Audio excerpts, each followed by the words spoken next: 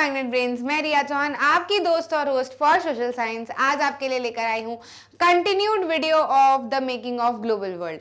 तो पिछले वीडियोस में हमने बात की कि कैसे सेकेंड वर्ल्ड वॉर के बाद में बहुत सारी परेशानियां कंट्रीज को फेस करना पड़ रही थी, इसलिए उन्होंने बेसिकली दो इंस्टीट्यूशन सेटअप किए, that is Britain Wood institution, जो कि उनको वॉर से रिकवरी में मदद कर सके या फिर अलग अलग तरीके के फाइनेंशियल असिस्टेंस दे सके। हमने ये भी देखा कि डिसीजन काफ़ी ज़्यादा बेनिफिटेड निकला, बढ़िया से ग्रोथ रेट भी बढ़ी, एम्प्लॉयमेंट भी बढ़ा, लोगों की इनकम भी बढ़ी, है ना। ये चीज़ हम पिछले वीडियो में डिस्कस करते आए थे और उसमें मैंने आपको ये भी बताया था कि डीकोलोनाइजेशन अब बहुत सारी कंट्रीज का होने लगेगा, क्योंकि सेकेंड वर्ल्ड वॉर के अराउंड बहुत सारी कंट्रीज ऐसी थी जो बड़ी इकोनॉमीज की कॉलोनी बन के रह रही थी, है ना। और ये जो बड़ी इकोनॉमीज हैं यही ब्रिटेन वुड इंस्टीट्यूशन के मेंबर नेशन थे।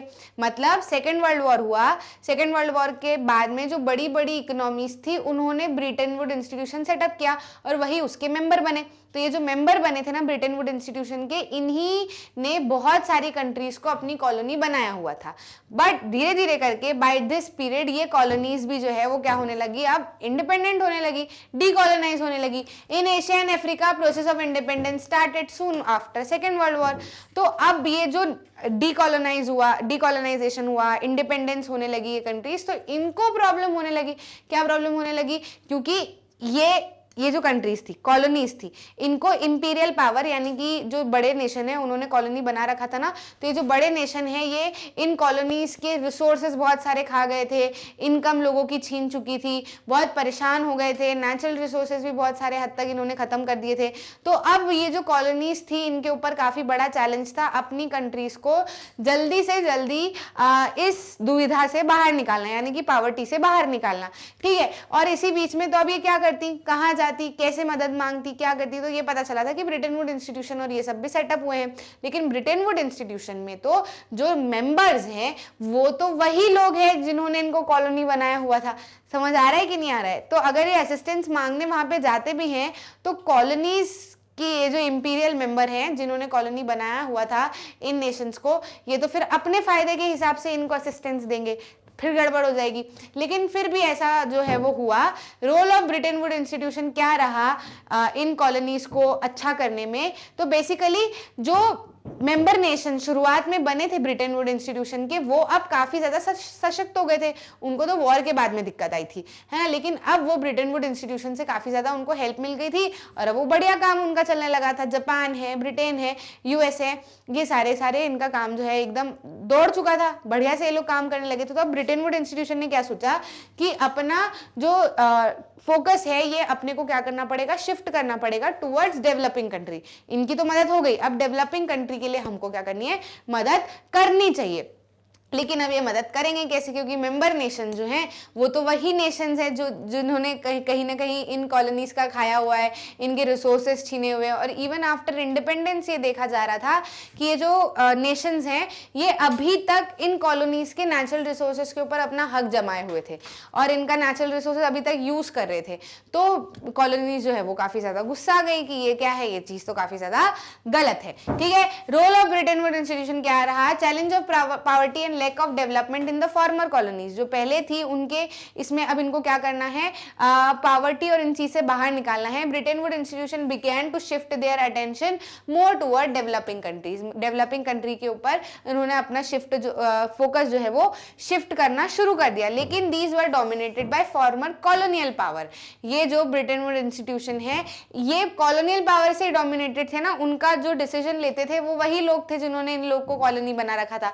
तो फिर वो अपने फायदे के हिसाब से वापस से डिसीजन देंगे। Even after decolonisation the former colonial power. Farmer colonial power मतलब क्या? देखो दोनों वर्ड में मैं आपको बता देती हूँ। कॉलोनी जब मैं यूज कर रही हूँ नाम, तो मैं उन नेशंस के बारे में बात करना चाह रही हूँ जिनको गुलाम बनाया गया था, जैसे कि इंडिया, है ना। और फॉर्मर कॉलोनियल पावर जब नाम यूज किया जा रहा है तो ये बताया जा रहा है उन नेशंस की बात की जा रही है जिन्होंने इन नेशन को कॉलोनी बनाया था, जैसे कि ब्रिटेन। समझ में आई बात, है ना। तो इन शब्दों में कंफ्यूज मत होना कि कब क्या बोल रहे हैं हम।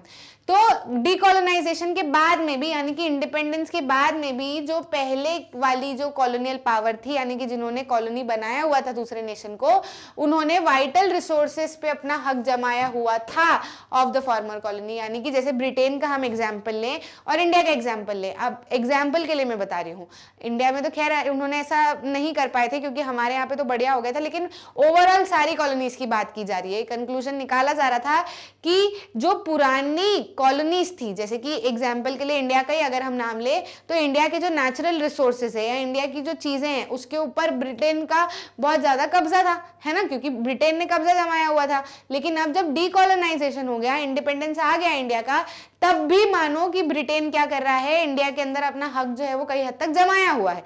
ये तो गड़बड़ है ना। एग्जाम्पल के लिए इंडिया और ब्रिटेन का बताया क्योंकि हम रिलेट कर पाते हैं, लेकिन बाकी सारे में भी ऐसा ही हो रहा था। ठीक है, कि मतलब जिन्होंने पहले पावर अपनी जमाई हुई थी वो अभी तक इंडिपेंडेंस के बाद में भी अपनी पावर जमाने की कोशिश कर रहे थे, वहां से मिनरल्स ले रहे थे, वहां के रिसोर्सेज ले रहे थे, तो ये तो गलत था। Most developing countries did not benefit from fast growth of western countries. जो वेस्टर्न इकोनॉमी की फास्ट ग्रोथ थी उससे इन डेवलपिंग कंट्रीज के ऊपर कोई भी फायदा नहीं पड़ रहा था। Therefore they organise themselves as a group. इसीलिए उन्होंने बोला कि हम तो अपना अलग ग्रुप बनाएंगे जो डेवलपिंग नेशन है, यानी कि जो कभी ना कभी दूसरे नेशन की कॉलोनी रह चुके हैं, वो क्या करेंगे, अपना ग्रुप बनाएंगे। उन्होंने अपने ग्रुप को क्या नाम दिया, ग्रुप ऑफ 77, और उन्होंने NIEO की डिमांड की, है ना, मतलब कि क्या, नए इकोनॉमिक फंड्स जो है वो रेस किया जाए, नए इकोनॉमिक डेवलपमेंट जो है वो लाए जाए, न्यू इंटरनेशनल इकोनॉमिक ऑर्डर जो है वो लाए जाए। They meant a system that would give them real control over their natural resources. इस ग्रुप के थ्रू उन्होंने ऐसा सिस्टम बनाने की कोशिश की, डेवलपिंग कंट्रीज ने या फिर जो कॉलोनीज थी उन्होंने ऐसा सिस्टम बनाने की कोशिश की जिससे कि वो अपने नेचुरल रिसोर्सेस के ऊपर अपना हक वापस से ले ले और जो पुरानी कॉलोनियल पावर है उनका हक वो हटा दे। मोर डेवलपमेंट असिस्टेंस, और क्या क्या किया उन्होंने इस ग्रुप में कि मोर डेवलपमेंटल असिस्टेंस उनको मिले, साथ ही साथ में उनका जो रॉ मटेरियल है, उनका रॉ मटेरियल अगर किसी नेशन में जाता है तो उसके लिए फेयर प्राइजेस उनको मिले, साथ ही साथ में बेटर एक्सेस मिले for manufactured goods in developed countries markets. क्योंकि हमने ऐसा नहीं देखा था कि इंडिया जब कॉलोनी बनी हुई थी ब्रिटेन की और ब्रिटेन को हमारे यहाँ से रॉ मटेरियल की जरूरत पड़ती थी, तो रॉ मटेरियल कॉटन जो लेकर जाते थे ब्रिटेन वाले वो अपनी प्राइस के हिसाब से लेके जाते थे, बहुत सस्ता पैसा देते थे जबकि उसकी कीमत काफी ज्यादा थी, है ना। तो अब कंट्रीज ऐसे बहुत सारी कंट्रीज में भी हो रहा था, जो भी कॉलोनी थी उसकी कॉलोनियल पावर ऐसे ही करती थी। तो फिर इन लोगों ने डिसाइड किया इस ग्रुप के अंदर अंडर G77 कि हमारा रॉ मटेरियल अगर अब डेवलप्ड नेशन में जाता है, अब हम इंडिपेंडेंट हो चुके हैं, अब हम कॉलोनी नहीं है, तो अब अगर हमारा रॉ मटेरियल या फिर मैन्युफैक्चर्ड गुड बनाया गुड भी अगर दूसरी कंट्री में या फिर डेवलप्ड कंट्री में एक्सपोर्ट हो रहा है तो उसके हमको फेयर प्राइजेस मिले, यानी कि सही दाम मिले। ऐसा नहीं कि वही वाली चीजें अभी तक चलती है, अब हम आपके गुलाम नहीं है, अब हम इंडिपेंडेंट हो गए हैं। समझ में आई बात, क्लियर है इतना। तो ये चीज इन्होंने डिमांड की कि हमको भी मार्केट उसी तरीके से मिले जिस तरीके से डेवलप्ड नेशंस को मिलता है। मतलब हम अब उभर के आए हैं तो ऐसा नहीं कि फिर से वापस वही 1 2 3 गाथा शुरू हो जाए, अब हमको उसी तरीके से लिया जाए जैसे बाकी सारी कंट्रीज को लिया जाता है या बाकी सारी कंट्रीज के बारे में सोचा जाता है। समझ में आया, प्रॉब्लम क्लियर है, कोई दिक्कत तो नहीं आई इतने में, है ना। मैं एक बार और फिर से समराइज कर देती हूँ आपको कि पूरी कहानी क्या मच रही है। जो बड़े बड़े नेशन थे, है ना, जो बड़े बड़े नेशन थे, यूएसए या यूरोपियन या वेस्टर्न पावर जो थी, वर्ल्ड वॉर होने के बाद में उनको काफी ज्यादा तकलीफ आई थी, तो उन्होंने ब्रिटेन वुड इंस्टीट्यूशन डेवलप किए ताकि उनको असिस्टेंस मिल सके फाइनेंशियल। ठीक है, तो अब उनको असिस्टेंस बढ़िया मिल गया था ब्रिटेन वुड इंस्टीट्यूशन के द्वारा। लेकिन अब इसी बीच में क्या हुआ, उन्हीं नेशन ने कई सारी जगह पर कॉलोनीज भी बना रखी थी, दूसरी कॉलोनीज के ऊपर कब्जा भी कर रखा था। तो अब वो जहां पर कब्जा करा हुआ था वो लोग क्या हो गए, इंडिपेंडेंट हो गए। जैसे कि इंडिया और भी बहुत सारे नेशन जो कि गुलाम थे वो अब क्या होने लगे, वो डीकॉलोनाइज होने लगे और इस पीरियड तक इंडिपेंडेंट होने लगे। तो अब उनको भी प्रॉब्लम फेस करनी पड़ रही थी क्योंकि बहुत ज्यादा उनके देशों में गरीबी थी। हमारे यहाँ हम लोग जब इंडिपेंडेंट हुए थे तो कितनी गरीबी थी, कितना अनएम्प्लॉयमेंट था, कितनी प्रॉब्लम्स थी। तो अब वहां की गवर्नमेंट को या वहां के लोगों को ये जल्दी से जल्दी इस गरीबी के फेस से बाहर बाहर निकलना था।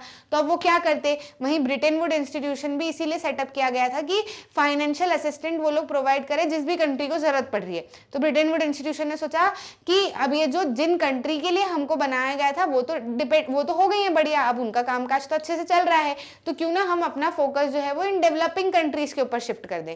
लेकिन अगर वो अपना फोकस जो है वो डेवलपिंग कंट्रीज के ऊपर शिफ्ट करते तो ब्रिटेन वुड इंस्टीट्यूशन के मेंबर नेशन कौन थे, वही कंट्रीज मेंबर नेशन थे जिन्होंने इन कंट्रीज को कभी ना कभी कॉलोनी बनाया हुआ था।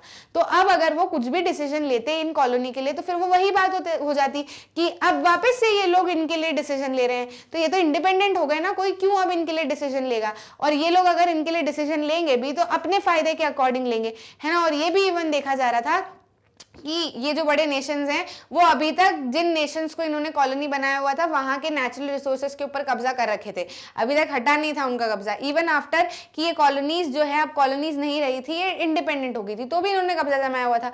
तो ये जो डेवलपिंग नेशन थे या फिर कहीं ना कहीं एक टर्म पे किसी न किसी नेशन की कॉलोनी थे, इन्होंने बोला कि हमको जरूरत नहीं है, हम तो अपना खुद एक अलग ग्रुप बनाएंगे और हम इस चीज की डिमांड कर रहे हैं कि हमारे लिए नए इकोनॉमिक ऑर्डर्स जो है वो लाए जाए, हम हमारे रॉ मटेरियल के लिए फेयर प्राइजेस दिए जाए, हमारा अगर मैन्युफैक्चर्ड गुड एक्सपोर्ट हो रहा है डेवलप्ड कंट्रीज में तो उसके लिए भी फेयर प्राइजेस मिले, हमको भी वैसा ही मार्केट मिले जैसा डेवलप्ड कंट्रीज के लिए मिलता है। साथ ही साथ में ये जो पुरानी जो नेशंस हैं जिन्होंने हमारे ऊपर कभी ना कभी कंट्रोल जमाया हुआ था, इन्होंने अभी तक हमारे नेचुरल रिसोर्सेज के ऊपर कंट्रोल जमाया हुआ है, तो इस चीज को भी जल्दी से जल्दी हटा दिया जाए। अब हम इंडिपेंडेंट हो चुके हैं, हमारे नेशन में हमारे नेचुरल रिसोर्सेज के ऊपर सिर्फ हमारा हक है, बाकी किसी भी नेशन का नहीं है। समझ में आया, क्लियर है, यही पूरी इस चीज की समरी है कॉलोनाइजेशन एंड इंडिपेंडेंस की। ठीक है, तो फिर उन्होंने क्या सेटअप किया, खुद को अपने आप को G77 में ऑर्गेनाइज किया और NIU की डिमांड की, यानी कि न्यू इंटरनेशनल इकोनॉमिक ऑर्डर की डिमांड की। समझ में आया, क्लियर है कि नहीं। ऐसे ही सभी तरीके की वीडियो सारे के सारे टॉपिक हमारे यहाँ मैग्नेट ब्रेन्स पर, मैग्नेट ब्रेन्स की ऑफिशियल वेबसाइट पे अवेलेबल है। हिंदी मीडियम का भी चैनल बन चुका है तो आप उसको भी एक्सेस कर सकते हो, और सबसे बड़ी बात सब कुछ फ्री ऑफ कॉस्ट अवेलेबल है। हम 2 वीडियो दिखाकर आपसे बिल्कुल भी पैसे नहीं मांगने वाले। किंडरगार्टन से 12th तक Hindi medium, English medium, NTSC olympiad सब कुछ फ्री ऑफ कॉस्ट हमने आपको कोर्सेज करवाए हुए हैं, तो आप सारी चीजों को एक्सेस कर सकते हो मैग्नेट ब्रेन्स की ऑफिशियल वेबसाइट पर, प्लेलिस्ट पर of YouTube and magnet brains के ऐप पर, और जितनी बार चाहो उतनी बार देख सकते हो, जितनी बार चाहो उतनी बार अपने दोस्तों के साथ में शेयर कर सकते हो। क्वालिटी कंटेंट के साथ में हम सारे वीडियोस आपको प्रोवाइड करते हैं। अच्छा लगा तो लाइक करना, शेयर करना अपने दोस्तों के साथ में, और चैनल को सब्सक्राइब करना ताकि आप कोई भी इंपॉर्टेंट वीडियो मिस ना कर जाए। मिलते हैं अगले वीडियो में।